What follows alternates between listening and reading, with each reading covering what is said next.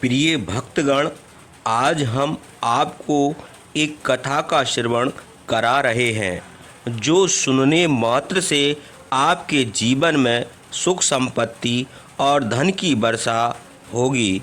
तो चलिए कथा को प्रारंभ करते हैं। भगवान शिव माता पार्वती से कहते हैं, यह 3 बातें मानव को कभी किसी को नहीं बताना चाहिए। जो मानव यह 3 बातें नहीं बताते वह इंसान कभी गरीब नहीं रहते। फिर माता पार्वती कहती हैं, हे प्राणनाथ, वह कौन सी 3 बातें हैं जिसे जान लेने से इंसान को कभी दुखों का सामना नहीं करना पड़ेगा। और भगवान शिव कहते हैं, हे देवी, आज मैं पृथ्वी लोक पर एक सन्यासी का रूप धारण करके यह 3 बातें बताने जा रहा हूँ। कृपया आप इस कहानी को ध्यान से सुने। अगर आप यह कहानी सुन रहे हैं तो पूरा सुनिए। इस कथा को आधा अधूरा छोड़कर जाने की गलती मत करिएगा, क्योंकि इस पवित्र कथा को पूरा सुनने से मनचाहा फल की प्राप्ति होगी। इसलिए इस कथा को पूरा सुने। आप शिव भक्त हैं तो भोलेनाथ का अनादर न करें। भगवान शिव पृथ्वी लोक पर एक सन्यासी के रूप में कहते हैं। आज की इस प्यारी सी कहानी की शुरुआत करते हैं। प्राचीन समय की बात है। एक नगर में एक धनवान सेठ रहता था। उसके घर में किसी चीज़ की कोई कमी न थी और उसका व्यापार बहुत अच्छा चल रहा था। उसकी पत्नी भी बहुत खुश रहती थी, क्योंकि सेठ हर महीने उसके लिए नए नए गहने खरीदता था और उसे बहुत प्रसन्न रखता था। प्रिय श्रद्धालु, सेठ के घर के बगीचे में एक बट वृक्ष था। उस बट वृक्ष के नीचे सन्यासी अपना आसन बिछाकर ध्यान किया करते थे। सेठ और सेठानी दोनों सन्यासी की बहुत सेवा करते थे और उसकी देखभाल करते थे, क्योंकि वह सन्यासी कई सालों से उस वट वृक्ष में रहा करते थे। सेठ हर रोज सन्यासी को घर का भोजन देते थे और सन्यासी भी उनसे बहुत प्रेम करते थे। भगवान शिव जो सन्यासी थे वह बहुत सुखी थे, क्योंकि उन्हें किसी चीज़ के लिए कहीं और नहीं जाना पड़ता था। सेठ और सेठानी हर रोज़ उन्हें स्वादिष्ट भोजन खिलाते थे। प्रिय श्रद्धालुओं, सेठ की पत्नी बहुत ही सरल और भोली स्वभाव की थी। उसकी आदत थी कि वह घर की हर बात बाहर वालों को बता देती थी। एक दिन सेठ की पत्नी ने अपने पति से पूछा, प्रिय, आपका व्यापार कैसा चल रहा है? आप कैसे इतना मुनाफा कमाते हो? श्रद्धालु, अपनी पत्नी का ऐसा सवाल सुनकर सेठ ने सारी बात सेठानी को बता दी। प्रिय, मैं अनाज का धंधा करता हूँ। मैं चंबल की घाटी से अनाज खरीदता हूँ और उसे महंगे दामों में बेच देता हूँ। प्रिय श्रद्धालुओं, अपने पति की यह बात जानकर सेठानी बहुत प्रसन्न हुई। उसने सोचा, मेरे पति तो बहुत ही बुद्धिमान है। यह बात तो सारे नगर वालों को पता होनी चाहिए कि मेरे पति इतने बुद्धिमान हैं और इतना ज़्यादा धन कमाते हैं। प्रिय श्रद्धालुओं, अब सेठ की पत्नी ने पूरे नगर में यह बात फैला दी कि उनके पति इस तरीके से पैसा कमाते हैं। श्रद्धालुओं, अब क्या था, नगर के कुछ लोगों को जब यह पता चला कि सेठ किस प्रकार धन अर्जित करता है तो वे सभी भी अनाज का धंधा करने लगे। प्रिय श्रद्धालुओं, अब नगर के बहुत से लोग अनाज का व्यापार करने लगे। सेठ जो पहले कम दाम में अनाज खरीदता था, अब वही अनाज महंगे दामों में बिकने लगा। सेठ का धंधा थोड़ा कम चलने लगता है, उसे मुनाफा नहीं होता और धीरे धीरे वह गरीब होता जाता है। सेठ का पूरा धंधा बैठ जाता है। यह देखकर वह बहुत चिंतित और दुखी हो जाता है। प्रिय श्रद्धालुओं, एक दिन की बात है। सेठ अपने व्यापार की परेशानी से तंग आकर बगीचे में बैठा था। तभी भगवान शिव जो सन्यासी थे वह वहाँ आते हैं और कहते हैं, सेठ जी क्या बात है, आज आप कुछ परेशान लग रहे हैं। तब सेठ बताता है, हे संत परमात्मा, मेरा व्यापार बहुत मंदा चल रहा है, मुनाफा बहुत कम हो गया है। नगर के बहुत से लोगों ने अनाज का धंधा शुरू कर दिया है, जिससे मेरा धंधा बैठता जा रहा है। भगवान शिव जो सन्यासी थे सेठ की बातें सुनकर कहते हैं, सेठ जी क्या आपने किसी को बताया था कि आप किस प्रकार अपना धन अर्जित करते हैं, किस प्रकार आप अपनी जीविका चलाते हैं? तब सेठ कहता है, हाँ संत महात्मा, मैंने अपनी पत्नी को सारी बात बताई थी। वह मुझसे पूछ रही थी कि आप इतना धन कैसे कमाते हैं। तब मैंने उसे बताया था कि मैं अनाज का व्यापार करके धन अर्जित करता हूँ। प्रिय श्रद्धालुओं, अब सन्यासी को सारी बात समझ में आ जाती है। सन्यासी कहते हैं, हे सेठ जी, आपने बहुत बड़ी गलती कर दी। आपको सेठानी जी से यह बातें नहीं करनी चाहिए थीं। आज मैं आपको एक कहानी सुनाता हूँ और इस कहानी के माध्यम से बताऊंगा कि चाहे कितने भी करीबी इंसान हो, यह 3 बातें कभी किसी को नहीं बतानी चाहिए। इससे गरीबी आपके आसपास भी नहीं भटकेगी। प्रिय श्रद्धालु, अब सन्यासी जो भगवान शिव थे वह अपनी कहानी प्रारंभ करते हैं। सन्यासी कहते हैं, सेठ जी एक समय की बात है, एक नगर में एक गरीब आदमी रहता था। वह इतना गरीब था कि अपने परिवार के लिए ठीक से भोजन भी नहीं जुटा पाता था। फिर सन्यासी कहते हैं, सेठ जी गरीबी मनुष्य के लिए एक अपमानकारी दुख था। बिना धन की गृहस्थी और घर चलाना बहुत मुश्किल था। फिर सन्यासी आगे कहते हैं, सेठ जी वह गरीब आदमी जैसे तैसे अपने घर वालों का पेट पाल रहा था। कभी उनको भोजन मिल जाता था तो कभी भूखे पेट ही सोना पड़ता था। एक दिन उस गरीब आदमी की पत्नी ने कहा, हमारे पास तो धन ही नहीं है, सुबह को खा लेते हैं तो शाम की उम्मीद नहीं है, शाम को खा लेते हैं तो सुबह की उम्मीद नहीं है। आखिर ऐसे कब तक चलेगा? मैं जैसे तैसे करके घर चला लूँगी, लेकिन आप धन कमाने के लिए परदेश चले जाइए। इस प्रकार से हमारे परिवार का गुजारा नहीं चलेगा। मनुष्य के पास चाहे कितना ही धन हो, लेकिन अगर उनके पास कोई काम नहीं है तो वह धन भी बेकार होता है। अगर हम कुछ नहीं करेंगे तो अपने बच्चों को कैसे पालेंगे? भूखे मरने से अच्छा है कि किसी की छोटी मोटी मजदूरी ही कर लें।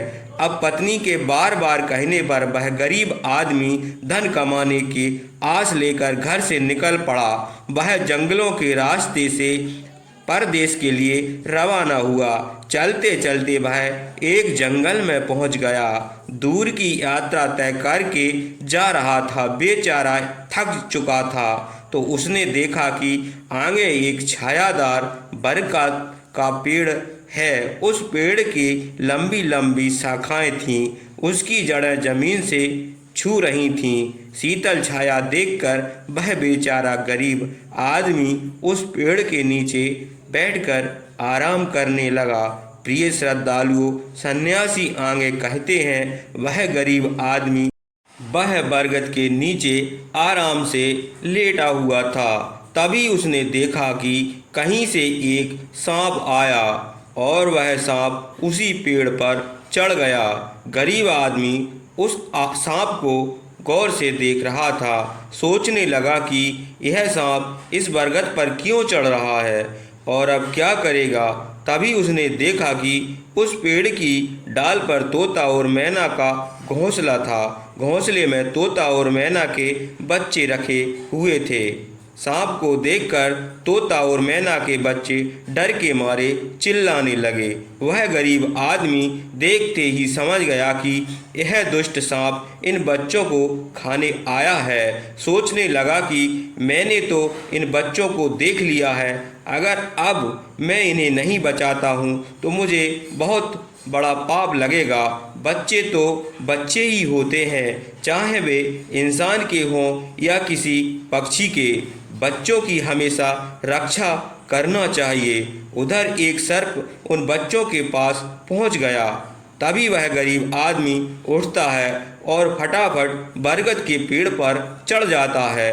उसने उस सर्प को मार गिराया और नीचे फेंक दिया, फिर उसी बरगद के नीचे आकर लेट गया। तोता और मैना के बच्चे अपनी रक्षा करने वाले उस गरीब आदमी को मन ही मन बहुत दुआएं देने लगे। श्रद्धालुओं, उसी समय तोता और मैना अपने बच्चों के पास आते हैं। अपने माता पिता को पास आया देख तोता और मैना के बच्चे बहुत खुश होते हैं और उन्हें पूरी घटना बताते हैं कि आज इस वृक्ष के नीचे जो इंसान लेटा है वह हमारे लिए देवदूत बनकर आया है। हमें खाने के लिए एक भयंकर सर्प आया था। इसी इंसान ने उस भयानक सर्प को मारकर हमारे प्राण बचाए हैं। हम इसके ऋणी हो गए हैं। अगर यह इंसान उस सर्प को नहीं मारता तो आज हमें घोंसले में जीवित नहीं होते। इसका हम पर बड़ा एहसान हो गया है। अपने बच्चों के मुख से उस मुसाफिर की प्रशंसा सुनकर तोता और मैना बहुत खुश होते हैं और तोता और मैना उस गरीब आदमी के पास पहुंच जाते हैं और कहते हैं, हे मनुष्य, तुमने आज हमारे बच्चों की जान बचाकर हमें अपना ऋणी बना लिया है। आप कौन हो और कहाँ जा रहे हो? तोता और मैना के पूछने पर वह गरीब आदमी कहता है, हे पक्षियों, मैं एक गरीब आदमी हूँ और धन कमाने के लिए परदेश जा रहा हूँ। सफ़र का थका हारा था तो इस बरगद की छाया में बैठकर आराम करने लगा। तब मैंने देखा कि एक दुष्ट सांप तुम्हारे बच्चों को खाने के लिए तुम्हारे घोंसले के पास जा रहा था। मैंने उसे मार डाला। फिर तोता और मैना बोले, भाई, तुमने हम पर बहुत बड़ा उपकार किया है। संसार में सबसे बड़ी खुशी बच्चों से होती है। बच्चों से अधिक प्रिय तो किसी को कोई चीज़ नहीं होती। आप तो धन कमाने अपने बच्चों के लिए जा रहे थे। अब आपने हमारे बच्चों की जान बचाई है तो हम आपके बच्चों की भूख मिटाना चाहते हैं। तब उन्होंने बताया, हम दोनों तोता और मैना नाम के पक्षी हैं। हम हमेशा कीमती मोती खाते हैं और हमने सुना है कि यह मोती मनुष्यों के लिए बहुत मूल्यवान होते हैं। हम तुम्हें कुछ मोती देते हैं, तुम इन्हें बेचकर बाजार से कुछ खाने पीने का सामान ले आओ और आज से तुम यहीं रहकर हमारे बच्चों की देखभाल करते रहना। हम तुम्हें इसी तरह से रोज़ यह कीमती मोती ला कर देते रहेंगे। तोता और मैना की बात सुनकर वह गरीब आदमी खुश हो गया। सोचता है कि अगर हमें यहीं धन मिलेगा तो हम बाहर क्यों जाएंगे। प्रिय श्रद्धालुओं, वह आगे कहता है कि सेठ जी, वह गरीब आदमी तोता से कुछ मोती लेकर बाजार गया और अपने खाने पीने का सामान खरीद लाया। उस वृक्ष के नीचे उसने एक झोपड़ी बना ली और वहीं रहने लगा और तोता मैना के बच्चों की देखभाल करने लगा। अब तो तोता और मैना निश्चित हो गए। उन्हें उनके बच्चों की रक्षा करने वाला मिल गया था। अब वे निश्चित होकर भोजन के लिए सुबह अपने घोंसले से उड़ जाते थे और शाम को लौटकर आते थे। अपने बच्चों को घोंसले में सुरक्षित देखकर वे बहुत खुश होते थे और उस गरीब आदमी का धन्यवाद करते थे और उसे कुछ मोती ला कर देते थे। इस तरह से धीरे धीरे तोता और मैना की नौकरी करते हुए उसे करीब व्यक्ति को 2 महीने बीत गए। इधर तोता और मैना के बच्चे भी बड़े हो गए। अब उस गरीब आदमी को अपनी पत्नी और बच्चे की याद आने लगी। एक दिन उसने तोता और मैना से कहा कि हम अपने घर जाना चाहते हैं, पता नहीं हमारी पत्नी और बच्चे कैसे हैं। तब तोता और मैना बोले, हे भाई, अब तुम निश्चित होकर अपने घर जाओ और अपने बच्चों के साथ रहो। हमारे बच्चे भी अब उड़ने के काबिल हो गए हैं, अब कोई भय नहीं है। तुम अपनी पत्नी और बच्चों को देखो, कभी तुम्हें हमसे मिलने का मन हो तो उसी स्थान पर आ जाना। श्रद्धालुओं, इतना कहकर तोता और मैना उस गरीब आदमी को ढेर सारे मोती दे देते हैं।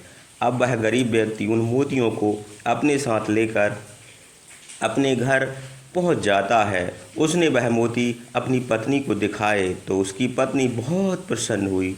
उसने पूछा, पति देव, तुम यह कीमती मोती कहाँ से लेकर आए हो? तब उस आदमी ने बताया, हे प्यारी, मैं बीते 2 महीने से एक तोता और मैना की नौकरी कर रहा था। उन्हीं ने मुझे यह कीमती मोती दिए हैं। यह मोती बहुत कीमती और अनमोल है। इन्हें बेचकर हम अपना घर और बड़ा बनवाएंगे, बच्चों को अच्छे वस्त्र लाकर देंगे और तुम्हारे लिए भी नए नए गहने बनवाएंगे। प्रिय श्रद्धालु, भगवान शिव सन्यासी रूप में कहते हैं, हे सेठ जी। अब वह आदमी उन मोतियों को बेचकर बाजार से अपने घर का सारा जरूरी सामान ले आया और अपना नया घर बनवाने लगा और वह आराम की ज़िंदगी जीने लगा। प्रिय श्रद्धालुओं, उस नगर के राजा प्रताप सिंह एक अजीब रोग से ग्रसित हो गए। नगर में दूर दूर से बड़े बड़े वैद्य राज को देखने आए और अपने अपने तरीके से इलाज शुरू कर दिया, लेकिन राजा को स्वास्थ्य में कोई सुधार नहीं हुआ। जब किसी के इलाज से राजा ठीक नहीं हुए तो एक वैद्य ने राजा से कहा, महाराज, आपकी ज़िंदगी बच सकती है। अगर आपको तोते के बच्चे का मांस मिल जाए तो आप हमेशा के लिए ठीक हो जाएंगे। इस प्रकार वैद्य की बात सुनकर राजा प्रताप सिंह ने अपने राज्य में घोषणा करवा दी कि जो कोई उससे तोता का बच्चा ला कर देगा उसे सोने के सिक्के देंगे। प्रिय श्रद्धालु, धीरे धीरे यह बात पूरे राज्य में फैल गई। अब लोग तोते की तलाश में इधर उधर लग गए, पर किसी को भी तोता नहीं मिला। एक दिन गरीब आदमी की स्त्री अपने पड़ोस में कुछ स्त्रियों के साथ बैठकर बात कर रही थी। कुछ घर गृहस्थी की बातें हो रही थीं। बातों ही बातों में तोता की चर्चा छिड़ गई। एक स्त्री बोली, बहन, क्या तुम्हें पता है कि राजा साहब ने तोते का बच्चा लाने का आदेश दिया है? तोता लाना कोई आसान काम नहीं है। जब गरीब आदमी की पत्नी ने सुना कि राजा साहब बीमार हैं और उन्हें घोषणा की है कि जो कोई उन्हें तोता का बच्चा ला कर देगा उसे सोने के सिक्के से माला माल कर देंगे, यह सुनकर उस गरीब आदमी की पत्नी ने कहा, अरे बहन, तोता हलाना कौन सी बड़ी बात है। मेरे पति तो 2 महीने तोता और मैना की नौकरी करके आए हैं। वह एक नहीं कई तोता ला सकते हैं। इतना कहने के बाद वह घर चली गई। नगर की स्त्रियों ने उसकी बात सुनी और अपने पतियों से बताई। धीरे धीरे यह बात पूरे नगर में फैल गई। राजा ने भी सुना कि उनके राज्य में एक व्यक्ति है जो तोता और मैना के पास नौकरी करके आया है। राजा ने अपने सैनिकों को आदेश दिया कि उस आदमी को पकड़ लाओ और उससे कहो कि वह एक तोता का बच्चा ला कर दे। राजा ने कहा, इसके बदले में हम उन्हें मुँह मांगा इनाम देंगे। यह सुनकर वह आदमी घबरा गया और महाराज, आप मेरे प्राण ले लो, पर मैं आपके तोता के बच्चा लाकर नहीं दे सकता। मैंने उनकी जान बचाई है। एक रक्षक भक्षक कैसे बन सकता है? उसको इनकार करने पर राजा प्रताप सिंह बहुत नाराज़ हुए। वो बोले, अगर तुमने हमारी बात नहीं मानी और तोता का बच्चा लाकर नहीं दिया तो हम तुम्हारी पत्नी और बच्चों को मरवा देंगे। प्रिय श्रद्धालु, फिर भगवान शिव रूपी सन्यासी कहते हैं कि मनुष्य सबसे ज़्यादा कमज़ोर तब पड़ता है जब उसके बच्चे की सुरक्षा की बात आती है। ऐसे में वह कुछ भी करने को मजबूर हो जाता है। राजा की बात सुनकर वह गरीब आदमी बहुत घबरा गया। उसने सोचा कि अब मुझे किसी भी तरह तोते का बच्चा लाकर राजा को देना ही पड़ेगा। वह घर आया और अपनी पत्नी को डांटने लगा कि तुमने क्या कर दिया? तुम्हें बिल्कुल भी समझ में नहीं हम क्या करते हैं और कहाँ जाते हैं। तुमने यह बात नगर की स्त्रियों से क्यों कह दी? धीरे धीरे यह बात राजा प्रताप सिंह तक पहुंच गई। अब बताओ मैं क्या करूं? जिन तोता और मैना ने हमें खाने को, भोजन, रहने को, नया घर और पहनने को अच्छे वस्त्र दिए, उनके साथ गद्दारी कैसे कर सकते हैं? तुमने यह बात उन महिलाओं को बताकर बहुत बड़ी भूल की है।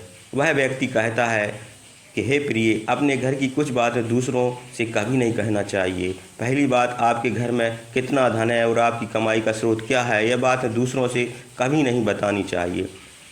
घर में आपसी प्रेम की बातें, पति पत्नी के प्रेम की बातें बाहर वालों के सामने नहीं करना चाहिए। तीसरी बात, आपसे लड़ाई झगड़े, मतभेद, मान अपमान की बातें भी कभी दूसरों के सामने नहीं करना चाहिए, वरना लोग हमारी गुप्त बातें जानकर, हमारी कमजोरी को समझकर हमारा फ़ायदा उठाते हैं। चौथी बात, अपनी मजदूरी या अपनी कमजोरी के दूसरों को सामने ना बताएं और अपनी उन्नति का राज किसी को ना बताएं। जिन बातों के कहने से आपके परिवार पर दुख आ सकता है, वे बातें कभी बाहर नहीं करना चाहिए। खासकर उन बातों को अपनी स्त्री से ना कहें जिन बातों से घर का मान प्रतिष्ठा नष्ट होती है, परिवार पर संकट आता है, किसी की जान जाती है, परिवार में फूट पड़ती है या आपके रिश्ते खराब होते हैं। क्योंकि कहते हैं कि स्त्रियां पेट में की बात नहीं पचती। अब वह गरीब आदमी बोला, प्रिय तुम्हारी यह गलती आज हमारे परिवार को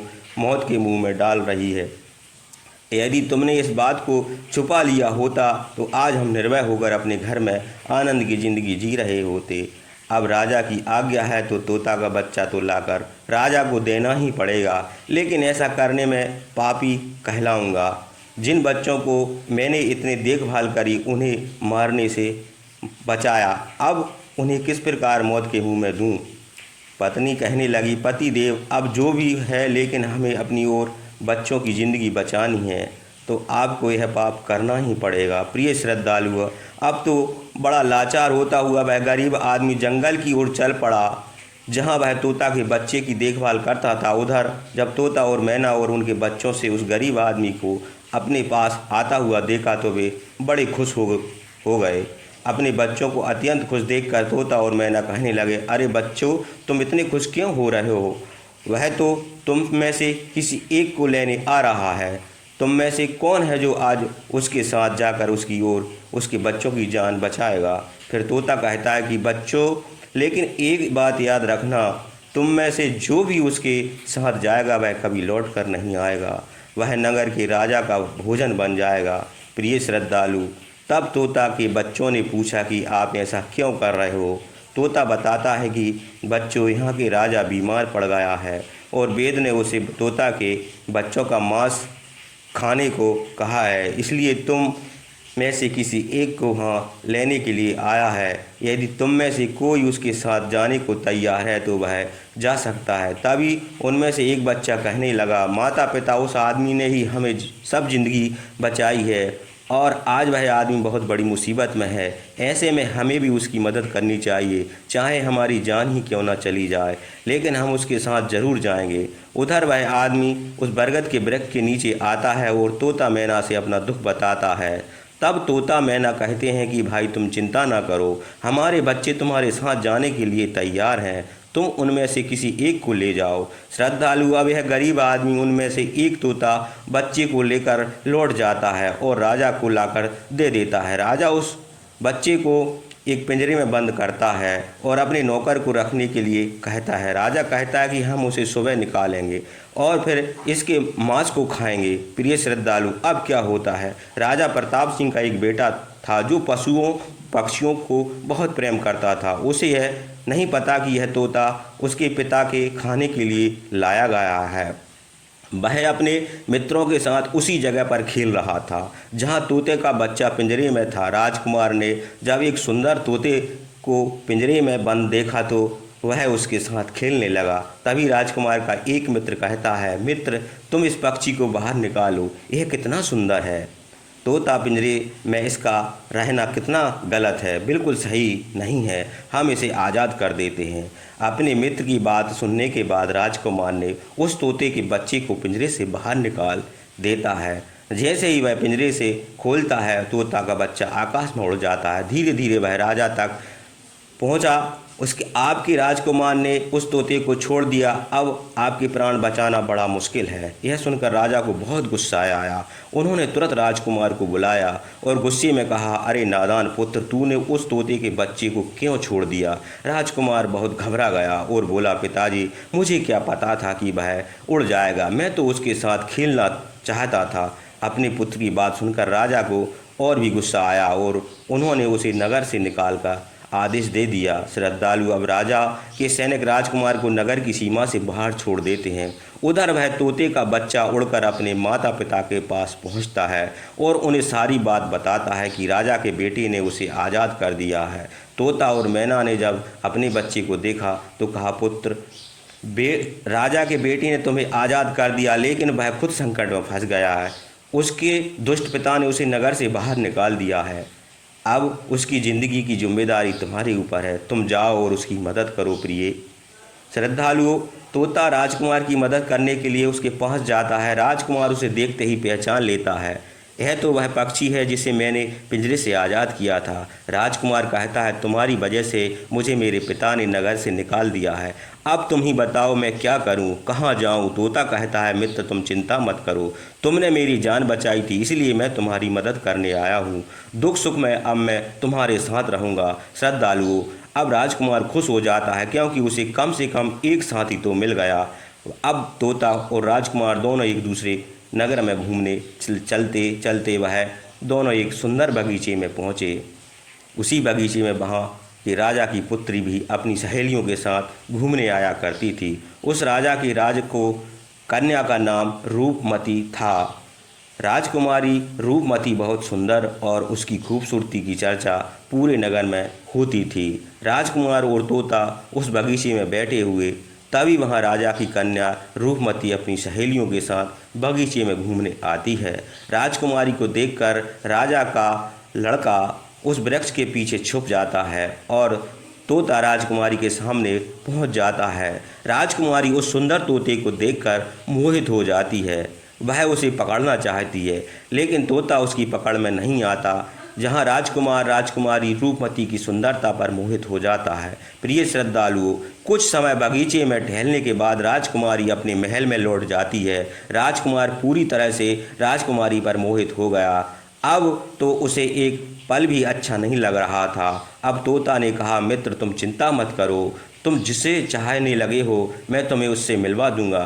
राजकुमार बोला, मित्र तुम मुझे किसी भी तरह उस राजकुमारी से मिला दो, मैं उसके बिना अब नहीं रह पाऊंगा। तोता बोला, मित्र तुम मुझ पर भरोसा रखो, मैं पता लगा कर आता हूँ कि राजकुमारी कहाँ रहती है और तो उससे कैसे मिल सकती हो। प्रिय श्रद्धालु, अब तोता राजकुमारी रूपमती के पास जाता है। राजकुमारी के महल में चारों तरफ सैनिक तैनात थे लेकिन तोता उड़ता हुआ ऊपर से जाता है और जाकर राजकुमारी के कक्ष के बाहर बैठ जाता है। तोता वहाँ से अब सारा नज़ारा देखता है और सारी बात आकर राजकुमार को बताता है। महल में जाकर राजकुमारी से मिलना बहुत मुश्किल है। तोता कहना लगा, तुम एक काम करो, अपना रुमाल मुझे दे दो, मैं तुम्हारा रुमाल आज राजकुमारी के पास पहुंचा दूंगा और उसकी चुनरी ले आऊँगा। प्रिय श्रद्धालु, अब रात में तोता राजकुमार का रुमाल लेकर राजकुमारी के पास रख आता है और राजकुमारी की चुनरी साथ ले आता है। सुबह जब राजकुमारी रूपमती जागती है तो देखती है उसकी चुनरी गायब है और उसके पास एक रुमाल रखा हुआ है। राजकुमारी तुरंत समझ जाती है कि रात में कोई पुरुष उसके कक्ष में आया था। उसने देखा कि उसकी चुनरी गायब है और उसकी जगह किसी पुरुष का रुमाल रखा हुआ है। राजकुमारी बहुत व्याकुल हो जाती है और अपने सभी सिपाहियों को सावधान कर देती है। वह सिपाही से पूछते हैं कि रात में उसके पास कौन आया था, लेकिन किसी को इसका जवाब नहीं था। अब राजकुमारी के कक्ष की सुरक्षा और बढ़ा दी जाती है। प्रिय श्रद्धालु, अगली रात फिर से तोता राजकुमारी के कक्ष में जाता है और अपने मित्र द्वारा लिखी हुई चिट्ठी राजकुमारी के पास रख आता है। अगले दिन जब राजकुमारी जागती है और चिट्ठी पढ़ती है तो उसमें लिखा होता है कि राजकुमारी, मैंने जब से तुमको देखा है तब से मेरा हाल बहुत बुरा है। मैं तुमसे विवाह करना चाहता हूँ। अगर तुम्हें मुझसे मिलना है तो तुम अपने बगीचे में आ जाना, तुम्हें वहाँ मिल जाऊंगा। अब राजकुमारी अपनी सहेलियों को लेकर बगीचे में जाती है लेकिन वहाँ से कोई पुरुष नज़र नहीं आता। वहाँ तो सिर्फ वही तोता घूम रहा होता है जिसे उसने उस दिन देखा था। तोता राजकुमारी से कहता है, राजकुमारी तुम जिसे देख रही हो मैं तुम्हें उनसे मिला सकता हूँ, लेकिन पहले तुम मुझे वचन दो कि तुम यह बात अपने पिता से नहीं कहोगी और मेरे मित्र को बंदी नहीं बनाओगी। राजकुमारी ने वचन दे दिया, वह उसे बंदी नहीं बनाएगी। मुझे उससे मिला दो, देखना चाहती हूँ कि वह कौन है जो इतने सख्त पहरे के बावजूद ही मेरे कक्ष में पहुँच गया। तब तोता ने अपने मित्र राजकुमार को बुलाया। श्रद्धालु, राजकुमार भी देखने में बहुत सुंदर था। उसकी सूरत देखकर राजकुमारी भी उस पर मोहित हो गई। तब राजकुमारी राजकुमार को देखती है और राजकुमार भी राजकुमारी को देखता है और पास बैठकर बड़े ध्यान से उसके सुंदर चेहरे को निहारने लगते हैं। राजकुमारी ने पूछा, तुम कौन हो और इतने कड़े पहरे के बाद भी तुम मेरे कक्ष तक कैसे पहुंच गए। राजकुमार बोला, प्रिय, जब दिल में प्रेम होता है तो कोई भी कार्य असंभव नहीं होता। जब मैंने तुम्हें देखा है तब से मैं तुम्हें प्रेम करने लगा हूँ और तुमसे विवाह करने की इच्छा रखता हूँ। श्रद्धालुओं, जब राजकुमारी ने पूछा कि तुम कौन हो और कहाँ से आए हो, तब राजकुमार ने अपनी सारी कहानी उसे सुनाई। राजकुमारी की कहानी सुनने के बाद राजकुमार के मन में उसके लिए सहानुभूति हो गई। तो रोजाना राजकुमारी रूपवती उस राजकुमार से मिलने उस बगीचा में आया करती थी। एक दिन राजकुमारी ने कहा, राजकुमार, मेरे पिता तुम्हारे साथ विवाह कभी नहीं करेंगे, इसलिए मैं तुम्हारा साथ भाग चलती हूँ और कहीं दूसरी जगह चलकर हम अपना विवाह कर लेंगे और आनंद पूर्वक रहेंगे। प्रिय श्रद्धालु, अब वही होता है। राजकुमारी उस राजकुमार के साथ घोड़े पर सवार होकर भाग जाती है और काफ़ी दूर जाने के बाद वे एक झोपड़ी बनाते हैं और विवाह करके दोनों साथ साथ रहने लगते हैं। दोनों को रहते रहते समय बहुत बीत गया और वह तोता भी उन्हीं के साथ रहता है। प्रिय श्रद्धालु, भगवान शिव सन्यासी रूप भी में कहते हैं, सेठ जी, उसी राजकुमार की झोपड़ी में किसी तरह से आग लग जाती है और उसी आग को बुझाने के चक्कर में उस तोते का पंख जल जाता है। तब तोता ने कहा, देखो मित्र, आप अपने घर चले जाइए, आपके पिता का गुस्सा भी शांत हो चुका होगा। अब आपके पिता आपसे कुछ नहीं कहेंगे। जब वह आपको अपनी बहू के साथ देखेंगे तो वह आपको माफ़ कर देंगे। मेरा तो एक पंख जल गया है, मैं अब उड़ नहीं सकता, इसलिए मैं कुछ दिन तक यहीं रहकर अपने पंख होने का इंतज़ार करता हूँ। जब मेरा पंख दोबारा उग जाएगा तो मैं आपसे मिलने के लिए ज़रूर आऊँगा। प्रिय श्रद्धालु, इस प्रकार से वह दोनों राजकुमारों पत्नी अपने नगर के लिए चल देते हैं। चलते चलते रास्ते में एक नदी पड़ती है। उस नदी पर एक नाविक नाव चलाता है। राजकुमारी अपनी पत्नी को लेकर नाव में बैठ जाता है। जैसे ही नाव नदी के बीच में पहुंचती है तो राजकुमार देखता है कि एक चूहा बार बार नाव पर चढ़कर आता है, लेकिन वह नाविक से उसे हटा देता है, नदी में गिरा देता है। कई बार उस चूहे को नाविक से हटा देता है। तब राजकुमार कहने लगा, अरे बेचारा, इस प्रकार तो जल में डूबकर मर जाएगा। इसे अपने प्राणों की रक्षा करने के लिए इस नाव पर चढ़ रहा है, इसे चढ़ जाने दो।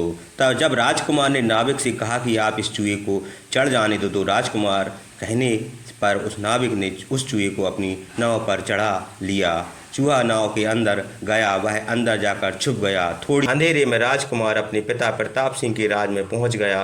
राजकुमार अपनी पत्नी के साथ लेकर अपने पिता के पास पहुंचा। उन्हें देखकर राजकुमार का पिता बहुत प्रसन्न हुआ। उसे अपनी करनी पर पश्चाताप हुआ कि उसने अपने पुत्र को नगर से निकालकर बहुत बुरा किया था।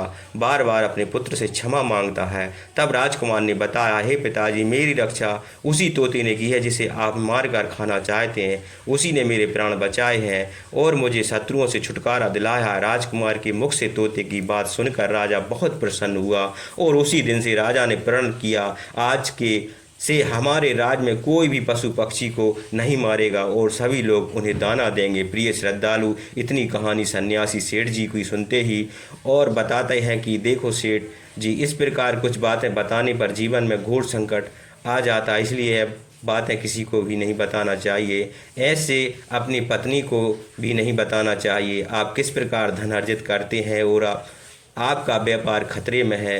प्रिय श्रद्धालु, सेठ जी को अपनी गलती का एहसास होता है और वह अपनी पत्नी को समझाते हैं कि तुम इन बातों को किसी को मत बताया करो। फिर भगवान शिव कहते हैं, हे देवी, हमारी आज की कहानी यहीं समाप्त होती है। इस वीडियो को बोलते समय कोई त्रुटि हो तो मैं आपसे क्षमा मांगता हूँ। उम्मीद है आप सभी को यह वीडियो